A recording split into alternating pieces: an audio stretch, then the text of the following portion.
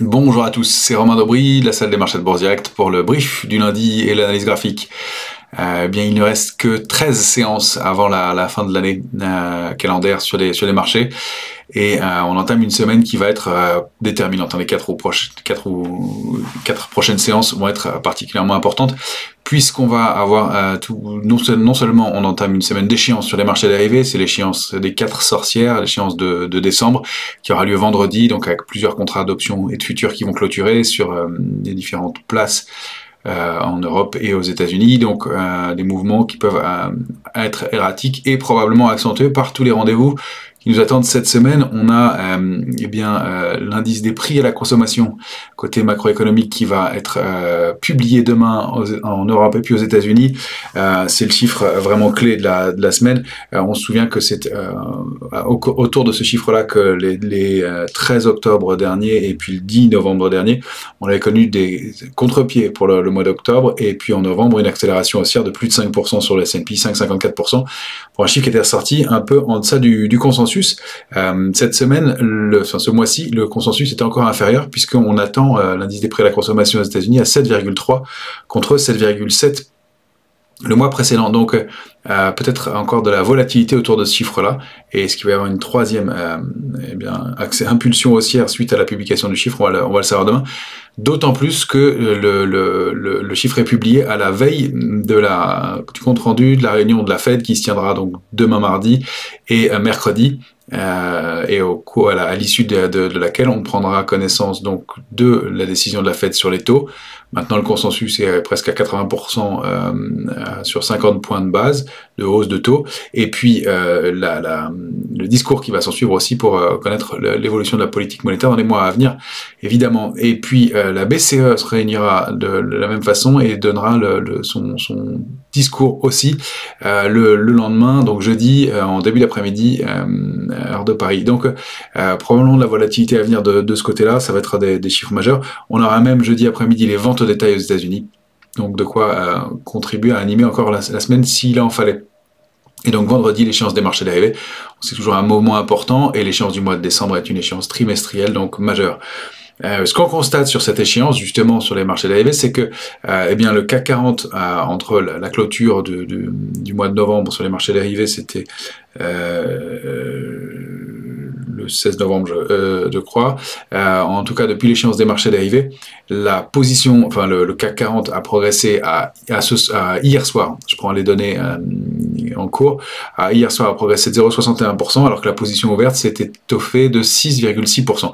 C'est pas beaucoup, 6% de hausse sur la position ouverte. Ça commence à être un peu significatif, mais c'est pas très fort. Or, on est quasiment au même niveau, 0,51. Donc, rien de très très significatif de ce côté-là. Sur l'Eurostoxx, on a progressé de 0,47% et la position ouverte a augmenté de 4,38% à hier soir, je le précise, donc vendredi soir et pas lundi soir, puisque je n'ai pas encore les données de la position ouverte sur les futurs, qui sera publiée demain matin. Donc l'évolution d'aujourd'hui, elle n'est pas intégrée dans ces chiffres. Ça change pas grand-chose. Ce qu'on peut en retirer, c'est qu'il n'y a pas de pression baissière. Ça, c'est l'élément important. En tout cas, à ce stade, pas de pression baissière. On a consolidé avec des volumes moindres. Ça aussi, ça confirme cette idée de consolidation. Maintenant, ça donne pas le sens de la sortie. On va le voir graphiquement. C'est vraiment des niveaux à surveiller, et on agira en fonction de ces niveaux-là. Pour l'instant, les choses vont plutôt dans le sens d'une consolidation à plat et sans pression baissière donc, mais sur les prochains jours qui vont être déterminants probablement pour la suite, et les niveaux d'alerte, on a sensiblement remonté les niveaux d'alerte pour ça. Du côté des couvertures dans les portefeuilles, pareil, il n'y a pas de complaisance. Sur le CAC 40, c'est équilibré. Sur les indices Eurostoxx et américains, c'est plutôt même relativement prudent. La position ouverte s'est étoffée, et au fur et à mesure, le niveau de couverture a sensiblement augmenté. Donc, on n'est pas dans une configuration de complaisance ou d'optimisme fort. Peut-être un peu plus d'optimisme que précédemment, mais rien de fort à ce stade. Donc, ça va être important la réaction des prochains jours. Côté macro, on l'a dit, pas mal d'éléments, et sûrement de la volatilité à venir pour cette semaine. Je vous propose donc de passer au graphique.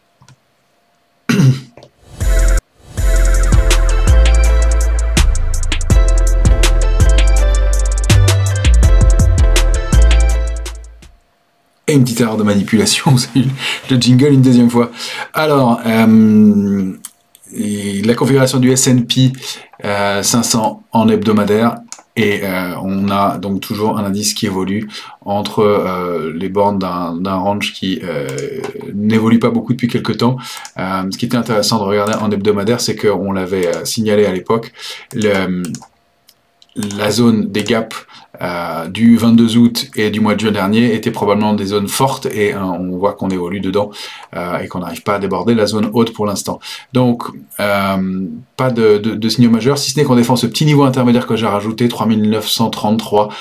Ça peut être vraiment une alerte intraday, une alerte de très court terme sur la publication du chiffre. C'est le niveau de 3907 qui va être clé. On va le voir en journalier cette fois-ci.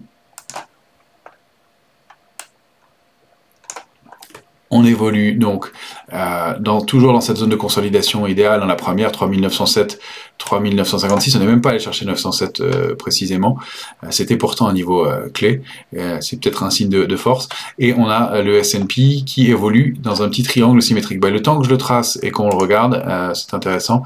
Il a l'air de vouloir sortir par le haut de cette petite figure de consolidation et donc de donner un petit biais aussi. On va attendre la clôture, il est 21h pour l'instant, 21h12, donc c'est pas acquis pour cette séance, mais il y avait une oblique marquée avec 3 points, dont celui de la séance du jour.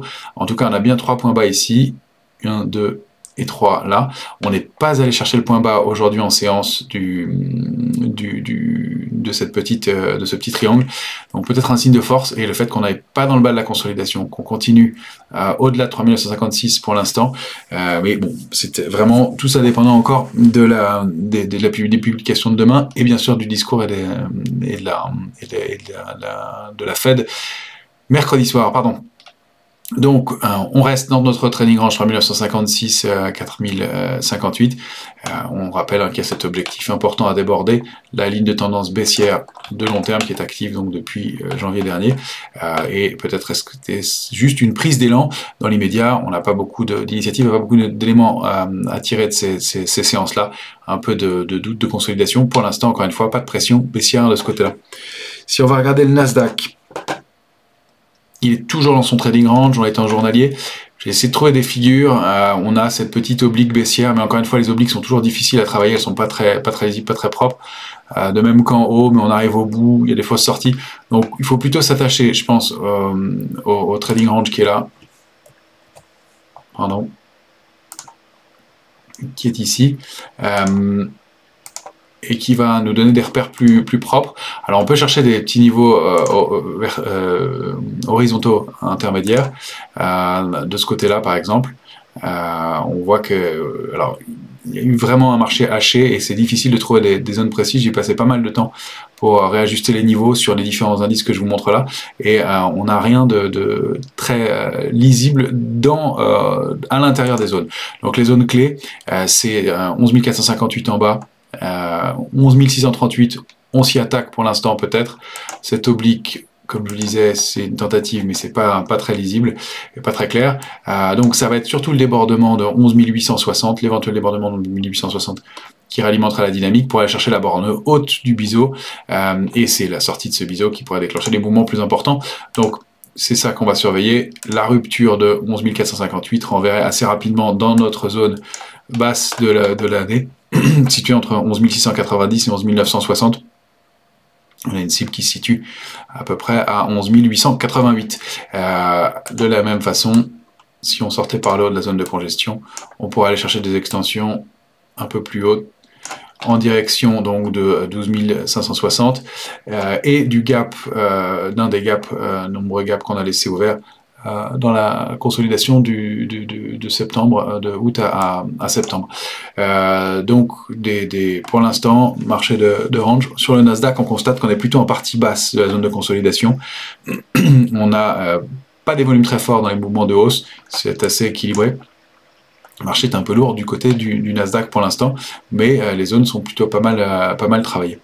On a ensuite le VIX qui nous donne un signal intéressant aujourd'hui.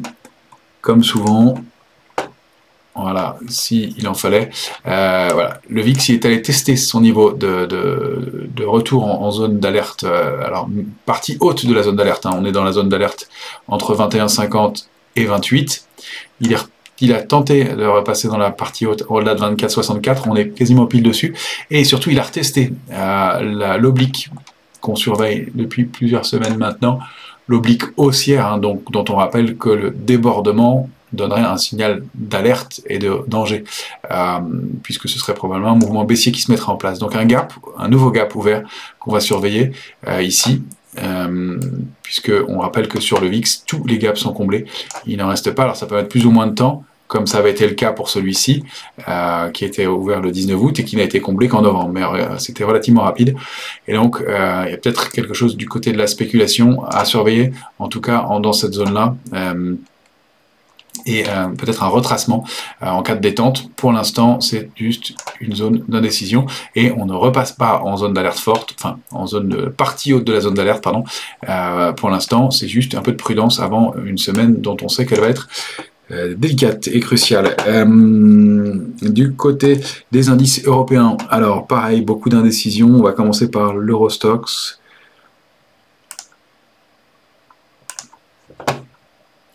L'Eurostoxx, lui, alors il donne pas de signaux très clairs non plus. Toujours l'un des bougies d'indécision. Alors il y a quelques éléments qu'on va tirer quand même de la lecture de ces derniers jours qui sont intéressants. Alors on se souvient qu'il y avait eu ce biseau, on avait fait une fausse sortie. Pourquoi j'aime pas travailler les diagonales, c'est à cause de ça. Et puis accélération, enfin consolidation, accélération, c'est très limité, 2% de baisse en 85 séances. Et puis on n'est pas allé chercher la cible du biseau qui se situerait plutôt autour de 3845. En tout cas pour l'instant. Ce qu'on note, c'est qu'on on a pu détecter donc une petite ligne de tendance haussière de court terme marquée par ce point-là, celui-ci, celui-là. On en a 3, donc c'est à surveiller. Le marché n'est pas allé la chercher aujourd'hui. Et ce qui est intéressant sur l'Eurostoxx, c'est qu'il y a ces petites mèches basses qui donnent des signaux peut-être d'accumulation ou de rebond. Dès qu'on rentre dans ces zones-là, il y a de l'achat, il y a du soutien, et on repasse au-dessus de ce niveau en clôture, systématiquement. Donc j'ai rajouté ces petits niveaux intermédiaires, 3915, 3921, ça va être une zone intéressante. Apparemment elle est payée systématiquement, même un peu en dessous. Encore une fois, ces mèches, elles permettent pas d'avoir des niveaux très propres, on rentre dans des zones, on pourra en rajouter un à 3911, vous voyez, c'est vraiment au point. Et à chaque fois, on voit que c'est repayé, et que la partie des corps se trouve bien au-dessus des petites mèches.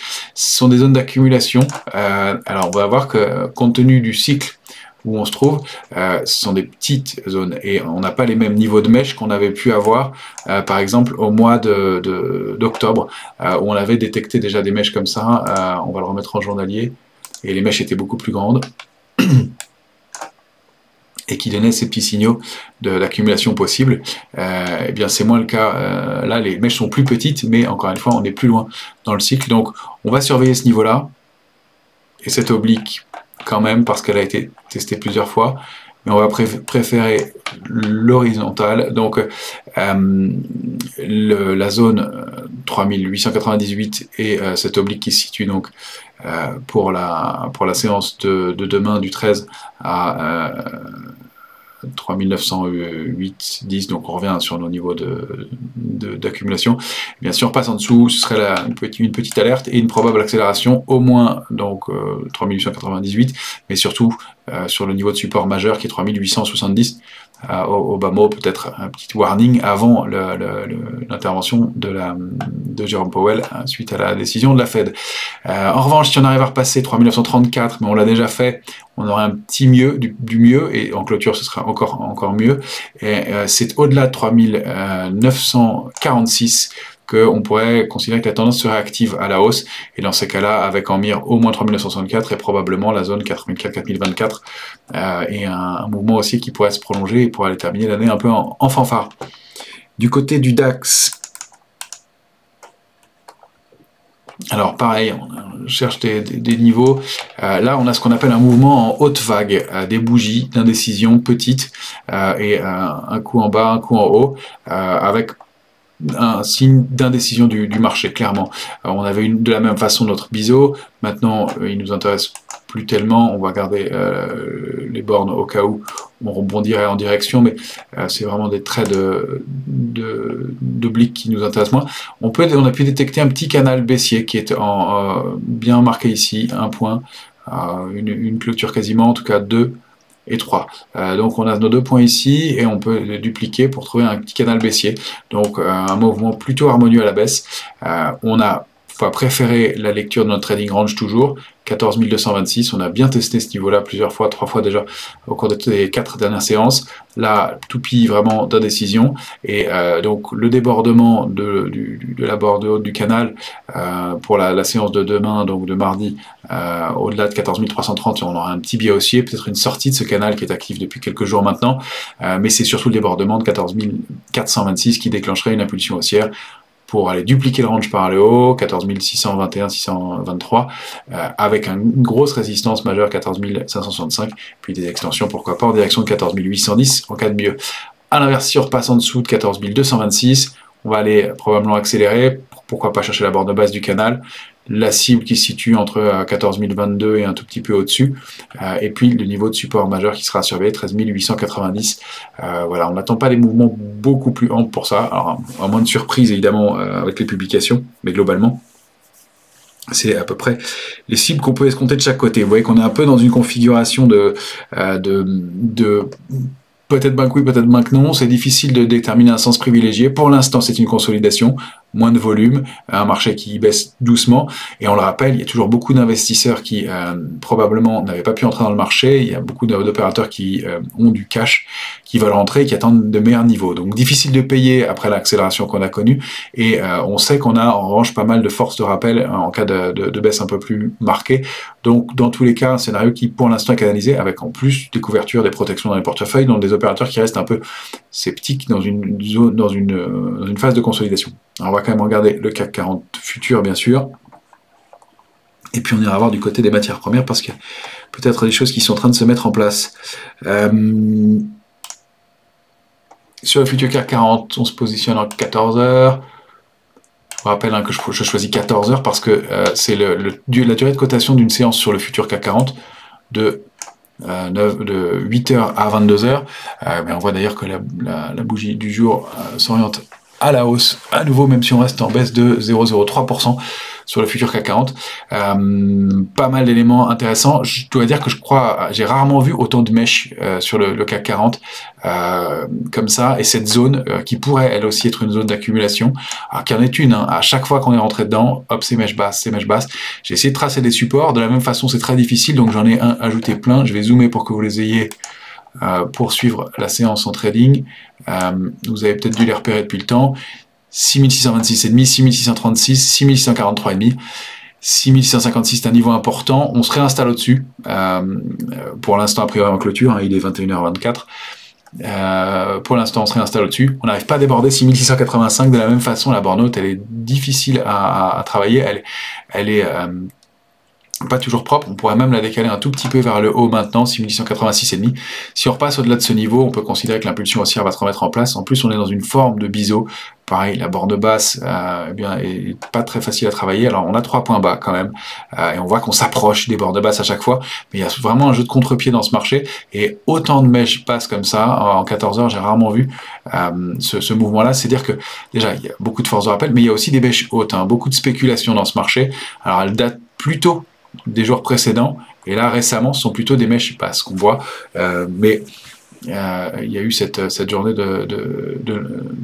la première partie de la journée qui donne un peu la main aux vendeurs. On voit qu'en fin de journée, ce sont les acheteurs qui la reprennent, toujours de l'indécision, toujours de la spéculation qui drive, et pas de warning majeur. Alors si en revanche on casse 6608, c'est là où on va remettre notre niveau d'alerte maintenant, eh bien on a des chances d'accélérer, au moins en direction de 6549, on rappelle un 6514, 6549, c'est un niveau de retracement important, c'est 23,6 de la dernière impulsion haussière, le retracement de Fibonacci sur l'indice CAC 40 cash, et puis 6549, un niveau de support important, et la borne basse de notre trading range. Après, on pourrait aller accélérer dans cette zone-là. En dessous, eh bien, la consolidation, elle s'étendrait probablement assez rapidement à la zone 388, 6454, et même un peu plus bas, parce que la borne basse de notre... alors, évidemment, on a l'air de court terme, on la remonte très sensiblement maintenant. Elle va passer sous 6608. Le trading range, il reste là. Et donc, on peut aller chercher cette oblique baissière qui est, on le rappelle, la ligne de tendance baissière de long terme sous laquelle l'indice CAC 40 a évolué depuis le début de l'année. Donc ici, là et là. et qu'on a débordé puissamment le 10 novembre dernier. Donc on pourrait même étendre la consolidation jusqu'à ce niveau-là, sans remettre en cause la sortie de ce niveau. Ça semble pas le scénario privilégié vu le contexte, vu la réaction du marché, mais on est obligé de l'envisager et de considérer que ça, ce serait notre alerte de moyen terme, donc sous ce niveau-là, qui est maintenant décalé à 6320 points. Voilà les éléments sur le CAC 40. Alors on va regarder maintenant, je vais vous montrer le CRB, l'indice panier de matières premières qui donne des signaux intéressants aujourd'hui. On va le regarder en mensuel, en hebdomadaire.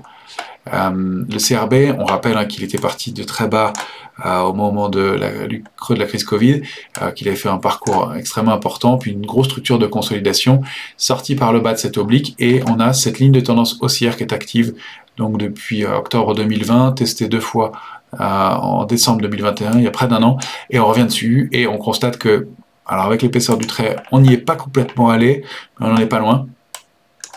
On verra pour la réajuster par la suite, mais la semaine commence, on est en hebdomadaire, donc on va voir comment on réagit, mais il se passe quelque chose sur ce niveau-là.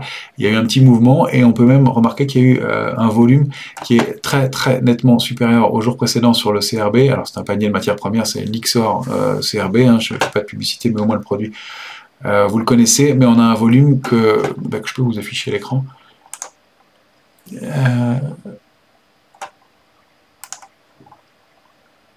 Qui va être là, et on a un volume qui, sur la séance, et vous avez vu on débute la semaine, il y a une séance aujourd'hui, et le volume est supérieur à la moyenne des volumes hebdomadaires des jours précédents. Donc en une journée, on a fait plus de volume que les jours précédents, pour être clair.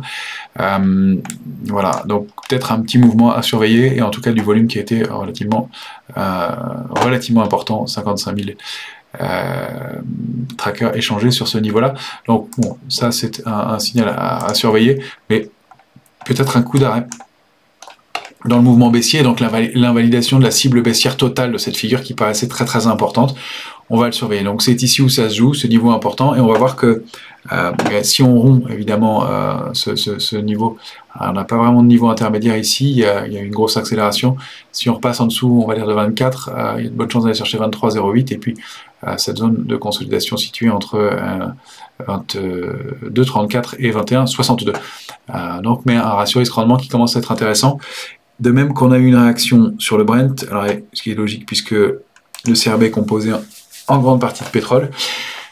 Mais là, j'ai changé un peu la configuration. On avait ce triangle et donc cette ligne de tendance baissière qui a été plusieurs fois testée. Vous vous souvenez qu'on avait vu cette fausse sortie. Et on détecte, grâce au mouvement du jour, un canal baissier qui se met en place avec des points bas touchés de façon intéressante ici, là, là, et donc en fin de semaine dernière. Donc un canal baissier plutôt qu'une structure de retournement plus marquée. Alors évidemment, la rupture de 73-70, la zone 76-10, 73-70, donnerait le signe d'une accélération baissière plus marquée, commence à pouvoir pencher pour une consolidation latérale et la préservation de 73-70, et donc peut-être bien un pétrole qui pourrait rebondir pour aller chercher au moins la borne haute du canal. Alors ça aurait, si ça n'est que retour vers la borne haute et vers 80, entre 87,40 et 92,80, si ça n'est que le retour sur ce niveau-là, les incidences seront moindres pour l'inflation, c'est le débordement et la réaccélération haussière qui seraient plus lourdes. On rappelle que le pétrole a quand même énormément consolidé depuis ses points hauts de mars, et que pour l'instant c'est une consolidation relativement à plat. On a eu ceci dit des volumes un peu plus lourds dans les mouvements de baisse, on le voit. Donc pour l'instant, si c'est un rebond technique à envisager et pas de mouvement fort, mais on a un ratio risque-rendement qui est intéressant avec un stop relativement court et une accélération haussière possible. Ce que je voulais vous montrer aussi, c'est la réaction par rapport au tracker sur l'énergie, enfin, qui est panier de valeurs liées au pétrole, et donc composé notamment d'Exxon, Chevron, qui est un tracker qui n'est pas éligible au PEA, qu'on a travaillé pas mal dans la hausse, et dont on rappelle que la structure en mensuel est très haussière, et que c'est un des rares secteurs qui a progressé nettement cette année, puisqu'il prend plus de 52%. dans le courant de l'année. On a eu un coup d'arrêt dans la tendance et on a détecté un canal haussier. Si on rezoome un peu en hebdomadaire, on avait eu cette structure en triangle possible et puis cette sortie qui avait été invalidée et une accélération baissière. Mais une fois encore, l'accélération baissière, elle s'est pas faite avec un volume énorme et on a cette réaction en séance. Alors pour tout vous dire qu'il nous a valu un stop, j'avais mal positionné les choses en journalier. J'avais trouvé ce niveau intermédiaire et comme on était rentré dans l'accélération haussière par ici, je m'étais dit qu'un stop court suffirait on s'est fait coincer et stopper aujourd'hui sous l'accélération haussière et alors que le canal était ici. Donc c'était voilà pour la confidence pas bien réalisé de ma part. Reste qu'on pourra rentrer si on a des signaux plus intéressants dans les jours qui viennent et donc c'est cette ligne de tendance haussière qui reste importante. Donc sur un petit contre-pied lié aux matières premières, eh bien voilà, ça pourrait donner un signal important et le canal haussier et sa borne basse donne du potentiel intéressant pour les jours ou mois qui viennent. On rappelle que c'est un secteur qui avait été donc le secteur fort de l'année et qui avait fait l'objet d'entrées de grosses mains sur le marché qu'on avait identifié déjà il y a près d'un an, enfin en tout cas en février dernier, et notamment Warren Buffett avait annoncé donc son fonds était rentré de façon assez importante sur le secteur et sur ces valeurs-là.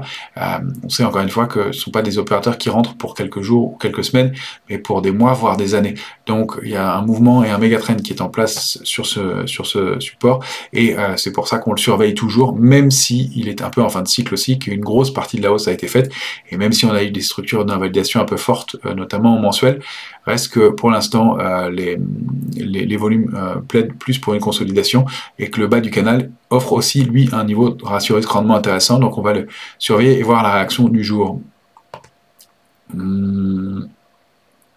Voilà ce que je voulais vous montrer en fait pour les graphiques et donc pour ce début de semaine. Donc un peu d'incertitude, beaucoup de doutes dans ce marché. Est-ce que donc les chiffres vont faire bouger les choses dans un sens ou dans l'autre? Difficile de le déterminer. Pour l'instant, ça ressemble plus à une consolidation, mais rien n'est joué avec un marché qui est un peu brutal en ce moment. S'il y a des déceptions, beaucoup de choses ont été payées, ça peut accélérer. En contrepartie, des opérateurs qui ont du cash. Donc on va voir comment ça se joue. Quelques valeurs comme toujours qu'on surveille et avec plus ou moins de potentiel, les valeurs fortes toujours, Safran qui est relativement forte, il y a Essilor sur laquelle on laisse porter la position depuis quelques semaines maintenant, Hermès aussi qui est une valeur forte, on remarque que LVMH reste solide mais que toujours Kering et L'Oréal sont sous-performantes dans le secteur, donc pas mal de dissensions dans les secteurs et pas de secteur très fort en particulier à travailler plus que d'autres. On a dans les valeurs qu'on surveille pour des rebonds et des extensions en fin d'année, bien des valeurs comme Capgemini, Eurofins, Michelin, STM dans des styles et des secteurs différents, mais qui donnent du potentiel et qui ont pas mal progressé ces dernières semaines et qui sous-performent plutôt ces dernières semaines et qui donc pourraient offrir un potentiel en cas d'accélération haussière et de rebond. Sur les autres, j'avais noté Airbus qui a eu une réaction un peu particulière aujourd'hui et qui a eu un peu d'invalidation alors qu'elle était bien partie. Elle reste quand même en hausse sur la séance. On a parmi les valeurs et des plus petites, alors attention, elles sont moins liquides, Esker, on en a déjà parlé, mais elle rebondit depuis quelques jours à nouveau après une consolidation. Score est toujours une valeur forte de ces dernières semaines, on en parle depuis deux mois au moins. Elle continue son mouvement. Katana, nous on est sorti définitivement, on avait allégé une partie de la position, on a sorti le solde aujourd'hui, ça ne veut pas dire que le mouvement s'arrête là, mais c'était à titre dynamique et donc on a encaissé, considérant qu'il y avait un peu de risque et qu'on est quand même pas mal exposé. Côté valeur, de Richebourg a toujours un parcours intéressant et sur les plus petites, il y a Micropole et Nakon qui sont toujours intéressantes. Donc on surveille. Donc toujours pas mal de choses à faire, mais globalement sur l'ensemble des valeurs, un peu d'indécision. Est-ce que c'est une consolidation ou est-ce qu'on va repartir pour faire une nouvelle extension et une dernière extension haussière, avoir une consolidation plus marquée? Ça reste le scénario qu'on privilégie, mais encore une fois, on s'entêtera pas à la rupture des niveaux techniques qu'on a indiqués. On considérera que la consolidation va être un peu plus marquée et qu'elle va se faire maintenant. On l'attendait, donc on était aussi, comme vous le savez, donc jusqu'à la fin de l'année. On approche de la fin de l'année. On est un peu plus prudent au début d'année. Pour nous, l'extension, elle peut se prolonger, mais encore une fois, les heures à venir vont être relativement déterminantes. Voilà ce qu'on pouvait en dire pour aujourd'hui. Je vous souhaite une très bonne semaine. On se retrouve évidemment sur les différents réseaux et interviews avec BFM demain, mardi à 10h30 et 11h30, mercredi après-midi. Et puis on se retrouvera sur Bismart pour l'échéance des marchés dérivés avec Grégoire Favet et Jean-Louis Cussac et Philippe Béchade vendredi à 17h. Excellente semaine à tous.